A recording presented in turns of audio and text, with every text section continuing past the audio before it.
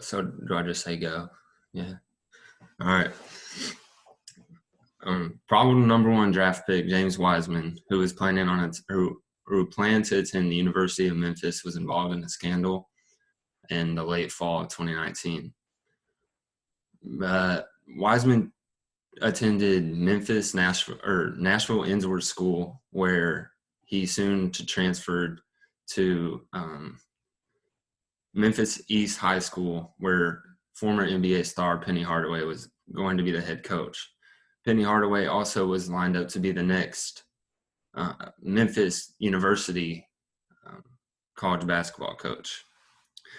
And the scandal started when James Wiseman's attorney came out and said that the NCAA ruled his client ineligible for the 2019-2020 season.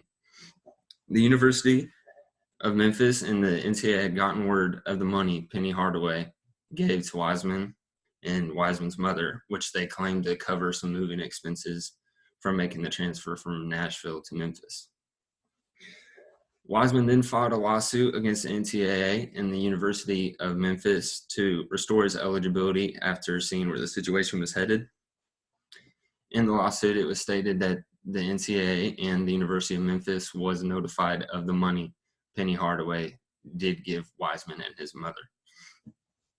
After an extensive investigation, the NCAA decided that a 12-game suspension for Wiseman would be appropriate, along with Wiseman having to donate $11,500 to a charity of his choice, which was the exact same amount of money Penny Hardaway gave Wiseman and his mother. 7 games into the suspension early in the 2019-2020 season, Wiseman decided to bypass the rest of the season and set out to prepare for the NBA draft. Wiseman was a probable one and done anyway, which is where the player just plays one season to help his draft stock go up and then get drafted the very next season. There have been many similar cases to Wiseman's throughout the years as college sports have continued to grow, especially college football and college basketball. And some of these players need financial assistance to continue to be able to support themselves and their families that are still around. Most of the scandals involve backdoor ways into paying the players to attend a school and to pay it to play. Players usually get caught up in these scandals and they are usually figured out. And then either two things happen: they serve the consequences, or they're just done with the sport always, because sometimes you cannot recover from some of these scandals. And these illegal pay situations have always been messy and have kind of prompted the idea of that maybe these college athletes should get paid legally with no consequences. But if that were to be the case, it would get a whole lot messier in all aspects of things. In order to narrow down the topic which will be discussed, I'm only going to be discussing NCAA Division I sports only, due to the fact that divisions such as D2, D3 do not generate the same amount of money as D1 sports do. Within that, I'm only going to be talking about the major sports, and those are classified as the sports that get the most views from fans, that gets the most attendance at the games, and which bring in the most money to the schools, the NCAA, and the companies surrounding. And those sports are college football and college men's basketball. So along with that, I'll only be talking about men's sports only, so I will not be including any gender aspect of anything pertaining to the topic. I also not bring up endorsement deals that the players can agree to unless it fits in within the boundaries what I'm speaking about.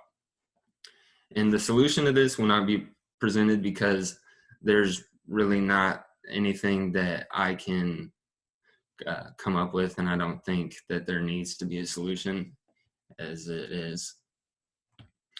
So to understand why this topic is so highly debated within the NCAA landscape, the NCAA mission statement states that its purpose is to incorporate competition into higher level education. So therefore, from the NCAA mission statement, it states that the competition comes secondary to the education. And secondly, in 2019, the NCAA board made a decision to allow athletes to benefit from their name and likeness, which is kind of where I was talking about the endorsement deals. And there's been a lot of controversy surrounding that as well, but I cannot talk about that because we'd be diving a lot deeper into other issues. And also in 2019, California, the state of California passed a law that can enable athletes to be paid from endorsement deals and from pay-to-play agreements. But the NCAA is not legislated by the state, so despite that California voted to allow college athletes to pay to play, the NCAA does not have to allow that, and I do not think that the NCAA will take the necessary steps in allowing that. And also, there have been previous scandals, especially over the past year and a half, with DeAndre Ayton, who was selected first overall to the Phoenix Suns in the 2018 NBA draft, and Chase Young, who was I think he was a second overall pick this year that played at Ohio State. He got caught taking money from a booster from the university. So saying all that, paying college athletes would deny the amateur status of the NCAA and the players themselves. It would also destroy the educational component of the NCAA and the member universities or colleges, and it would only benefit few. Starting off with, it would deny the amateur status of the NCAA and the NCAA players itself. The NCAA sports have never been professional. They've never been looked at as professional, but as these sports are kind of starting to grow, you kind of see more of the professional aspect coming up in these events that take place. So there's no agents allowed in the NCAA. The NCAA does not feel that these athletes need agents to work on money deals with either schools or brands or anything like that. And there's rules that are in place to make sure that the NCAA and the individual athletes do maintain the amateur status. Some of the cases that have been present that don't really deal with the university paying the athletes. There was a kicker at the University of Central Florida who lost his football scholarship due to making money off of a YouTube channel. Now, there's not any direct rule for obviously a YouTube channel, but the way that the NCAA had taken it is that he was using his platform at the University of Central Florida to make money off of YouTube. And then that's kind of where the decision was made. And there's in the NCAA rulebook, there's numerous policies that are established to maintain the amateur status. And a big one is no selling autographs or pictures or any like game apparel. You know, you can't sell that. You can't sell your name or anything like that up until this point, which is susceptible to change very soon due to the news that has been revealed. And there's been a lot of controversy surrounding that the NCAA is not a stepping stone to get to the major leagues. And this has gone back for a long time to where LeBron James was deciding whether he wanted to go to college and play or not, because back then you could go from straight to high school to the NBA. Now that is not the case. They put the NBA put a limit that you had to do at least 1 year at college, one season at college before you could be eligible to be drafted, with certain limitations, or if you play overseas, or if you just go straight into a farm league such as the G League. And in doing that, the NBA kind of attached itself to the NCAA in a way, because now these top prospects coming out of high school, it's in the university where they're going to, have the best chance to increase their draft stock. And regardless if that team does well because they have, these great athletes coming in, year out, they're still losing most of those players, after 1 or 2 years. Going forward, the athletes become employees to the sport, and then if they are good enough to become professional athletes, they will get the chance to do that. And there's no rule that you can't get drafted after being a senior in college, but most of the top profile players come out of one or 2 years of college. And some would say that the amateur status does not matter because they deserve to be paid, and they deserve to be paid because they make everybody else money, such as TV providers, sponsors, and advertisers. It does make sense how maybe they think the amateur status doesn't matter to that individual sport, but as the overall landscape of the NCAA, the amateur status actually is very important. So in response to its reputation, the athletes already receive so many benefits. They receive most athletes receive scholarships to pay for their education, which is looked at as a benefit. That's where the competition is attached to the education. You use your athletics to pay for your school. So also the TV providers pay to the individual universities and the NCAA to stream the games. We talked about this in Coach Norris's class, where Boise State made a new TV deal with, I think it was CBS or something like that, so these schools organize deals, and it's not just the athletic program making the deal with the TV program. And the money always gets back to the athletes in school because, like I said, most of these people who pay to, either stream the games or advertise the games or things like that, they know that on Saturday morning and throughout Saturday that most people are watching college football games. So they know it's a good market, and they know how popular it is and how popular things such as March Madness and the college football playoff has become over the past few years. Secondly, paying college athletes would destroy the educational component. And Gregory Mellick, who's a sports analyst, says that there's an already present risk to neglect studies without being paid, which is true because there have been numerous scandals of NCAA athletes not going to class or cheating through their class or having to do the minimum amount of work just so they can remain eligible. And this is obviously, there have been cases such as North Carolina last year where they have gotten caught and they have not really dealt with any severe consequences, unlike other schools. And if you treat the sport as a job, it creates a mindset that getting your degree is not the most important thing while you're on the campus. Maybe if you are going to be, the top 10 pick in the NFL draft, maybe you're not thinking about, getting your diploma. But the majority of people on the team will not get picked in the first 2 rounds of the NFL draft. So these players are actually still using their opportunities to pay for their schooling. And as I said before, the NCAA is not meant to be as a stepping stone, even though it has become kind of like that, especially in the football and basketball aspects of things. And another issue with this is that some of these athletes premeditate not to earn their degree. They just go there to play, and then so they can either get drafted or just because they want to play in college. But they are not thinking about the education aspect of things because they just not interested. They see this opportunity as an opportunity to play a sport and get your name out there and not to get your college degree.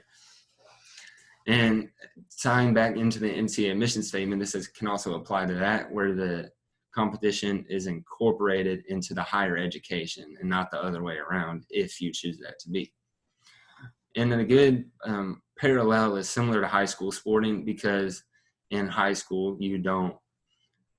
it's a privilege to play, but you also have to maintain the grades and things. You have to keep yourself up to a certain standard to be able to play, and it's not the other way around. It's not a case of I'm just playing basketball and then school comes second. If I want to do school sometime, I can. That's not how it goes.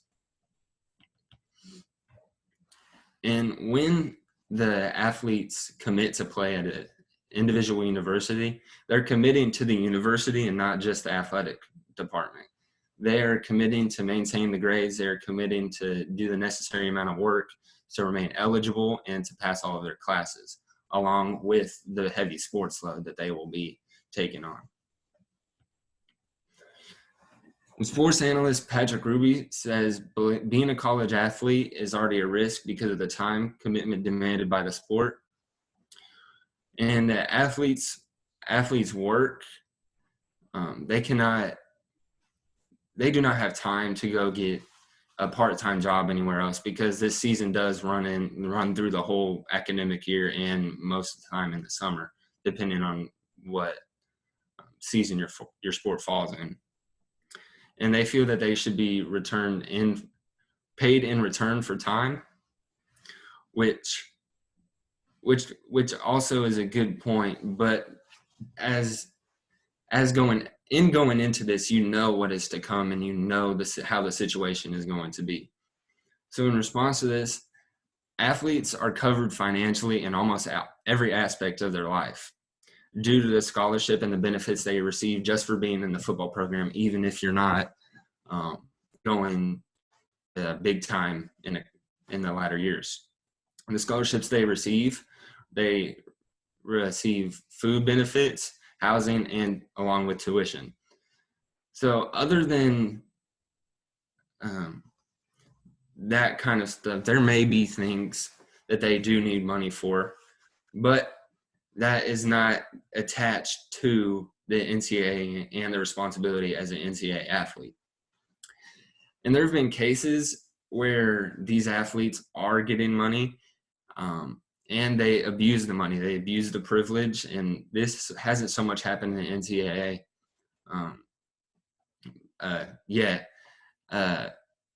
And these athletes just ruin their careers because they think, okay, now I have a paycheck to help me survive.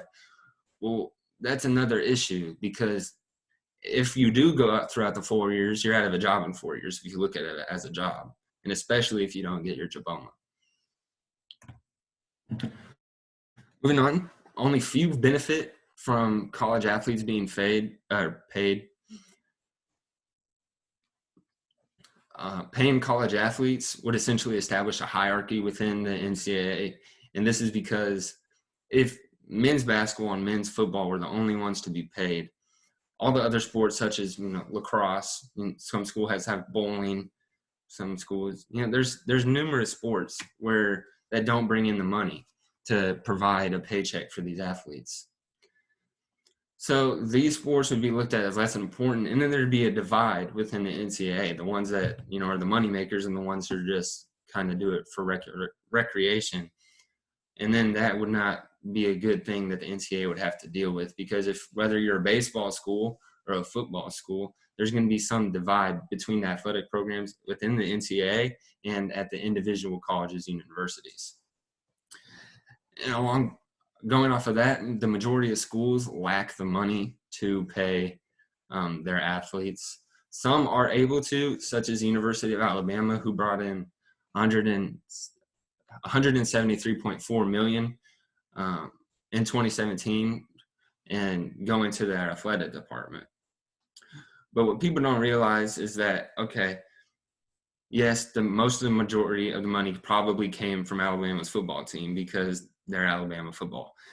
But that money does not stay just with Alabama football. It goes to the college and the athletic department and has been distributed to cover all aspects of things, because it doesn't matter if that one is thriving or not.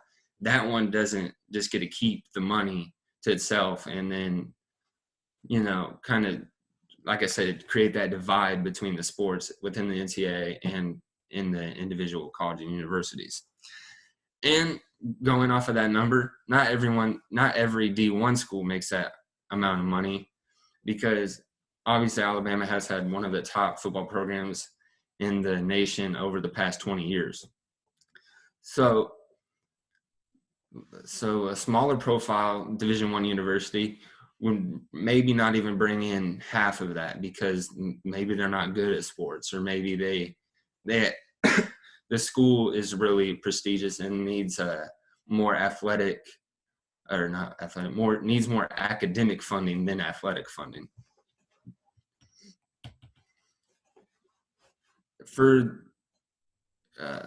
going on off of the same kind of wave, is the schools that could pay the money, that can pay the money, would get the best athletes. And this is because if you can pay the athletes that are already, top in the nation, and they're going to choose to go to your school. And as I said before, not every school can pay the athletes. So obviously, I think it's a natural way for athletes to want to go to where they're going to get paid more money, besides not getting paid at all. So that would create a major skill gap between the athletics from one school to another. And then that would ultimately affect the money that they bring in, because if there's a big skill gap, then the games aren't as exciting as they are. And then that would affect popularity, and then how many fans the sport has. Because one of the things about March Madness and the college football all throughout is that you never know what's going to happen in March Madness, and then you can't predict that. That's why it's so exciting. But if one team has all of the top 10 recruits from the previous year, obviously that team is going to be favored to win. And then the smaller platform sports would be kind of labeled as inferior to the ones who do get paid like that. And then that would ultimately establish the hierarchy. So the divide that this would cause for the NCAA would not be beneficial. And for the refutation for this, Rhea says the people who make the most money for everyone should be able to benefit. And if men's basketball and football make the money, then they should get the money in return, and they should be able to do so without any negative response. It makes a good point just looking at the sports themselves. But if you're looking at the whole NCAA and how the NCAA is constructed and how everybody operates within the NCAA and how they make the money decisions, the NCAA distributes the money throughout all. Some of that money goes to pay for scholarships, and some of it does go back to the athletic department, because usually the ones that are doing the best stay the best. That's kind of how it just goes in college athletics. And all sports are provided with that money. As I said before, it's not just the football team making or keeping the money that they make. And this is just more of a case of football and basketball becoming more popular than the other sports. So the other sports should not have disadvantages just because they're not, they don't get millions of fans or millions of streams every year. That would, again, it would establish a great divide within the NCAA and the individual schools. So in conclusion, these pay scandals are very messy. And the James Wiseman scandal, he missed out on a full year to help his draft stock increase. And then that would have benefited him for the rest of his life, because he is still projected to go within the top 5 in the NBA 2020 draft. So in conclusion, the paying college athletes is not the answer, and it would strip the NCAA and the athletes of the amateur status. It would alter the educational component within the NCAA, and it would only benefit few. So in conclusion, I'll leave you with a quote from Tubby Smith. If you want to call playing basketball work, and if you start paying them, a lot of things come with being paid a salary. You've got to punch that clock, and you could be fired. A lot of things can happen, so that's what you get into if you start paying players. Thank you.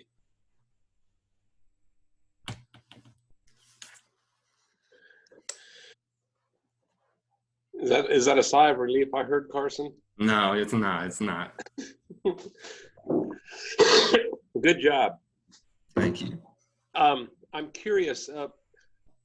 I'm making a generalization here, and I get that, but a lot of, I guess, your peers, people in your generation, think that the athletes should be paid. Did you ever think that, or has your thinking changed on this topic through time? I've never thought that they should be paid by the schools or the NCAA. I do have mixed feelings about the endorsement deals because on a personal level, regardless if they're attached to the school or not, they are making money for themselves that they can't receive. Because Zion Williamson, before he even played an NBA game, he was worth multi-million dollars. And if he would have gotten hurt in college, he just missed out on a bunch of money that was rightfully his in some aspects.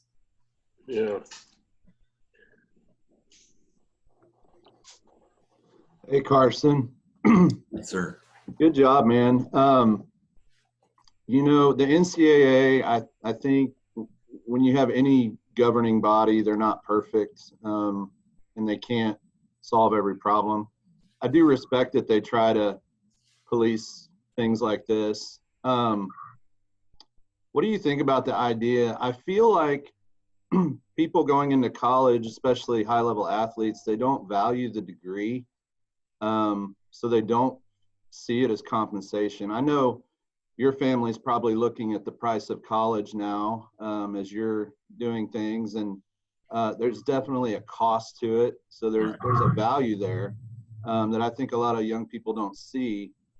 I feel like the weight should fall on the professional leagues to, any other job you get coming out of college, you're required to have a degree. And I think something as big as being a high profile athlete should require a level of education that you would get in college. And I think if professional leagues required a degree to be parts of their organizations, that would attach some value to that degree, and then maybe they would see it as getting paid. What do you think about that?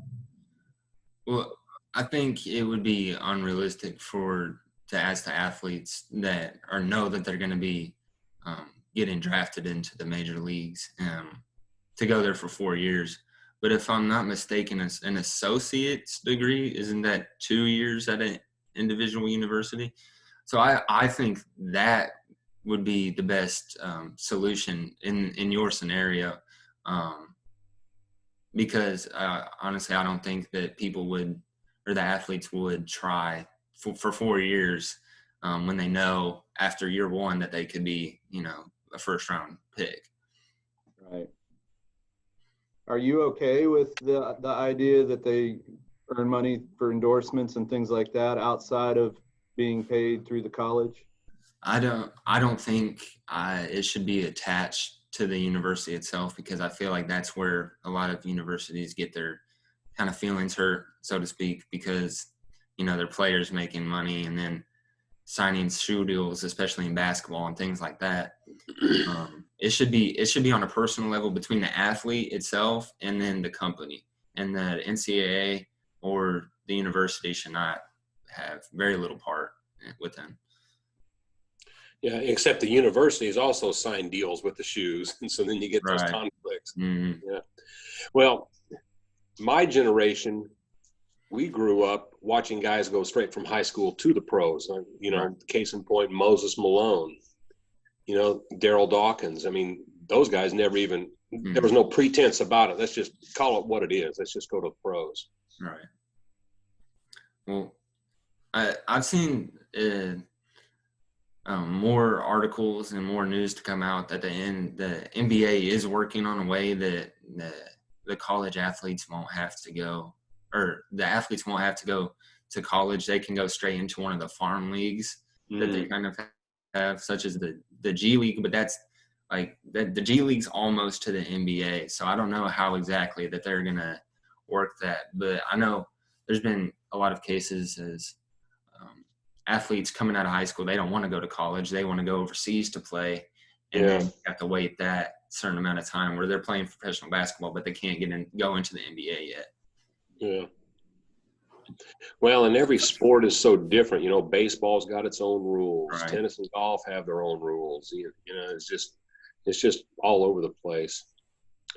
So Karson, I want to congratulate you. Okay, you did a fabulous job of presenting your material. It's obvious that you have researched in depth and that you've spent time organizing that information.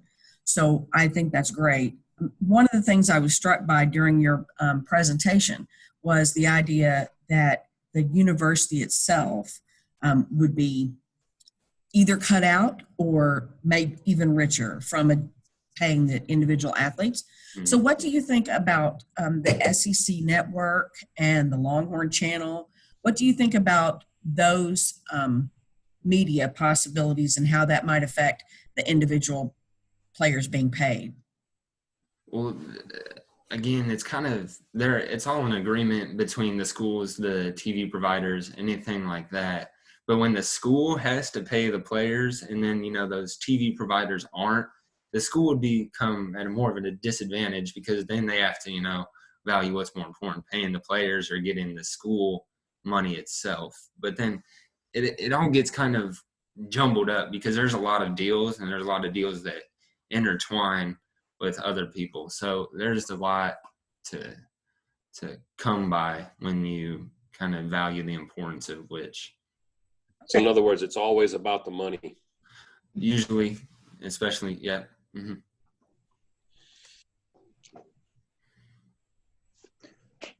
Karson, I thought you did a good job of going back to the big picture, because this seems like an argument where the needs of the few are detrimental to the needs of the many.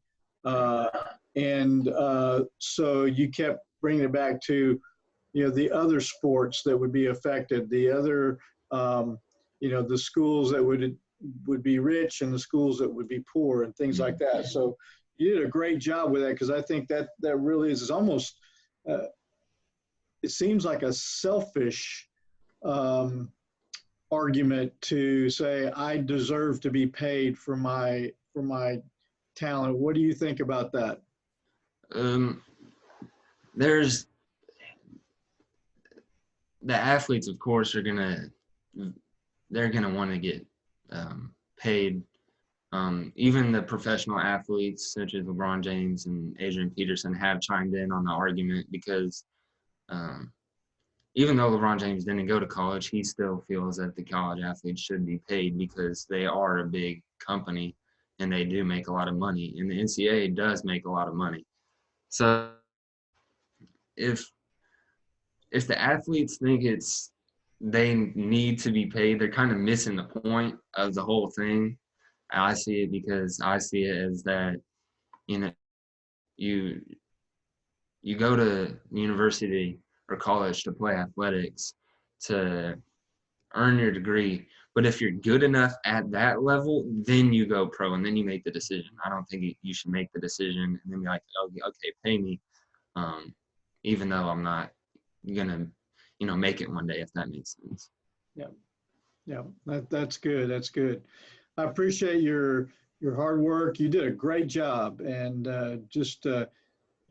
like you said, this is very relevant right now because all these deals are going down and everything like that. So it's gonna be interesting to see how it all shakes out. Right. So well done. Good job. Thank you.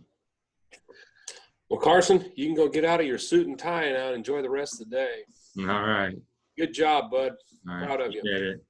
All right. We'll check you guys, I guess, at 1 o'clock then. All right.